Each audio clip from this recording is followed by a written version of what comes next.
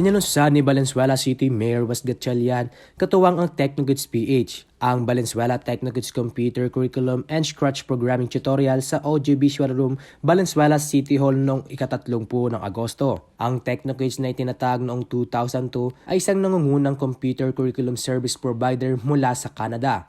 Ang curriculum ay nagsasanay ng isang project-based na diskarte sa pag-aaral na nagpapalaki ng mga kasanayan sa teknolohiya sa totoong buhay ng mga mag-aaral. Magkakaroon ng parehong misyon ang Valenzuela Technogids na pagsamahin ng edukasyon at teknolohiya na nagbibigay sa mga bata ng pangunahing kasanayan sa pag-compute na maging pangunguna at pinakamahusay na maghahanda sa kanila para sa isang napakaunlad na hinaharap. Hinikayat ni Technogids PH Marketing Manager Ms. Carmi Jones ang mga kalahok na tangkilikin ang programa. Aniya, hindi dapat matakot o mabigla ang mga estudyante sa konsepto ng coding. Sa pakikipagtulungan ng Technogids PH, ginanap ang isang araw na workshop sa Scratch Programming nitong ika-2 ng Setyembre na susundan ng isang mini competition sa ika-9 ng Setyembre.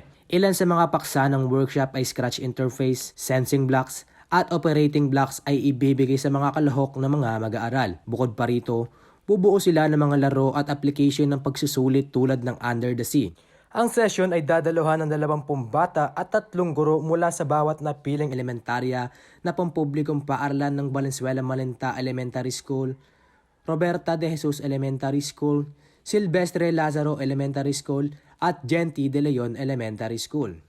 Dagdag pa ni City Councilor at Project Coordinator ng Valenzuela Technocamp, Cristina Feliciano Tan ang kanyang magandang pagbati sa mga kalahok. Ito si Mark Montemayor naghahatid ng tunay na balita para sa bansa.